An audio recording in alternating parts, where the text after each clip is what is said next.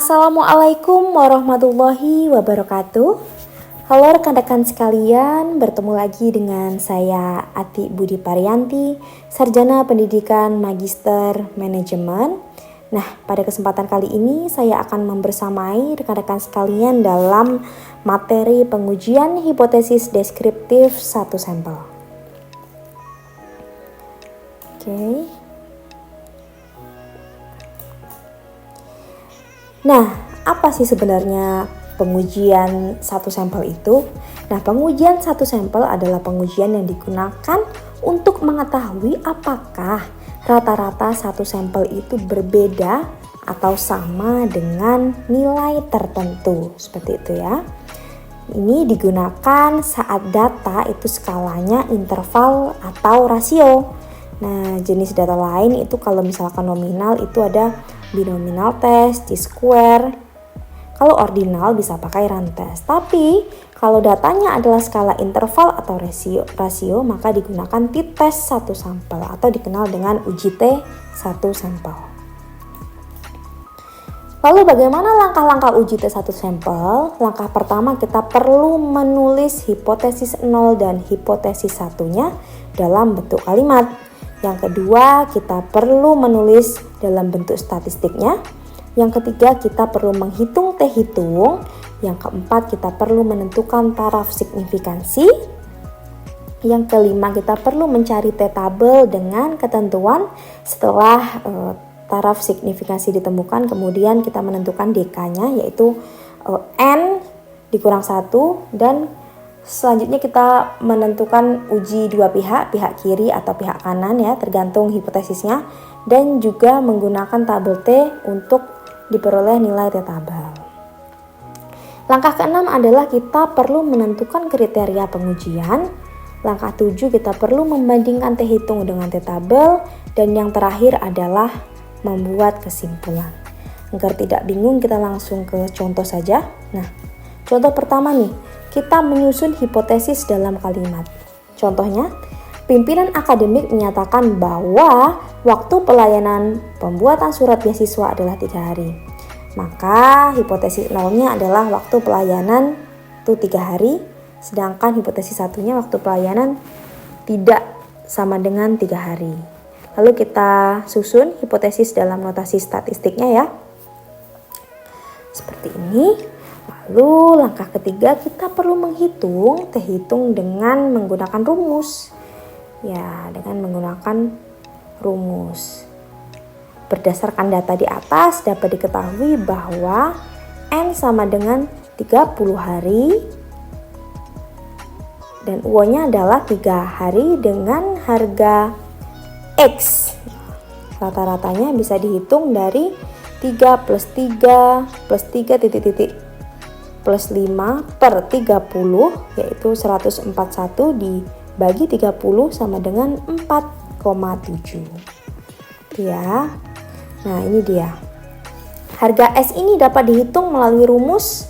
Nah, ini dia, kita masukkan 3-nya, 3 kita kurangkan 47 seperti itu, lalu kita kuadratkan sampai yang kelima, min 47 kita kuadratkan dibagi 30 dikurangi 1. 30 adalah jumlah datanya ya. Setelah itu baru kita peroleh akar dari 109 per 5 per 29, hasilnya adalah 3,776 atau 1,94. Dengan demikian hasilnya adalah T sama dengan 4,7 min 3 dibagi 1,94 per akar 30 diperolehlah 1,7 dibagi 0,35 sama dengan 4,8. Artinya T-hitung kita ada 4,8. Nih ada contoh soal lagi nih. Langkah selanjutnya adalah kita perlu menentukan langkah pengujian dengan kaidah yang sesuai dengan taraf signifikansinya dengan DK-nya N-1 yakni 30 kurang 1, hasilnya 29, diperoleh T-tabel sebesar 2,7 0,45 dengan kriteria pengujian dua pihak ya. Jika T hitungnya lebih kecil dari T tabel maka HO diterima, tapi kalau sebaliknya HO ditolak. Nah, langkah selanjutnya adalah kita perlu nih membandingkan T tabel dengan T hitung. Ternyata T hitung kita itu 4,85 lebih besar dari T tabel yakni 2,045, maka HO ditolak dan HA diterima. Kesimpulannya apa? Kesimpulannya adalah taraf signifikansinya 5%, lalu DK-nya ada 29 dan diperoleh T tabel 2,045, T hitung 4,85. Karena lebih besar dari T tabel maka HO, H0 ditolak dan H1 diterima. Artinya rata-rata pelayanan akademik tidak sama dengan 3 hari atau lebih dari 3 hari sehingga tidak sesuai dengan pernyataan awal. Ini ya wilayah penerimaannya kita ada di sebelah sini lebih besar gitu. Oke, contoh uji satu pihak kanan. Nah, yang pertama adalah kita perlu menyusun hipotesis ya, hipotesis dalam kalimat. Hipotesis statistiknya adalah pelayanan akademik itu membutuhkan paling banyak 3 hari, sedangkan pelayanan akademik untuk H1-nya membutuhkan lebih dari 3 hari. Langkah 2-nya kita perlu menyusun hipotesis dalam simbol statistik seperti ini. Langkah ketiga adalah kita perlu menghitung T hitung karena hasil sebelumnya adalah 4,85 ya. Lalu langkah keempat kita menentukan kriteria pengujian. Dengan tarafnya 5%, nilai T tabel 2,045. Artinya karena T hitung lebih besar dari T tabel, maka HO, H0 ditolak dan H1 diterima. Artinya rata-rata pelayanan akademik lebih dari 3 hari gitu ya. Oke, uji pihak kiri juga seperti itu ya teman-teman, sama dengan uji pihak kanan tadi ya. Ini dia hasilnya sama, hanya saja tidak lebih kecil dari min 2,045. Artinya kanan dan kiri sama ya. Oke. Nah, sekarang itu kita sudah sangat dimudahkan dengan software yang ada. Kita akan coba menguji dengan SPSS ya. Kita akan meneliti. Sebuah universitas menyatakan bahwa rata-rata kepuasan mahasiswa terhadap pelayanan akademik adalah 80. Kategorinya baik. Seorang peneliti ingin menguji apakah pernyataan tersebut itu sesuai atau tidak dengan kondisi sebenarnya di lapangan. Nah, peneliti itu mengambil sampel 25 mahasiswa dan mengukur tingkat kepuasan mereka dengan skala 0 sampai 100. Kita uji ya. Satu sampel, datanya ini, saya sudah siapkan datanya teman-teman. Datanya saya sudah siapkan ini. Langsung kita copy aja. Ya. Langsung kita copy ke sini saja ya. Langsung kita copy ke sini saja. Sebentar, saya buka dulu SPSS-nya. Ya, kita masukkan datanya di data view.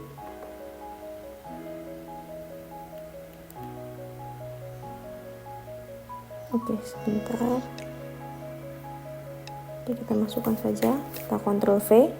Lalu kita kembali ke variabel view. Di sini kita ketikkan kepuasan saja. Lalu desimalnya kita nolkan karena tidak ada angka di belakang 0. Lalu kita klik analyze. Kita klik compare means. Setelah itu kita pilih one sample to test karena satu sampel. Lalu kepuasan kita masukkan ke tes variabel. Nah, kita ingat soal kita tadi bahwa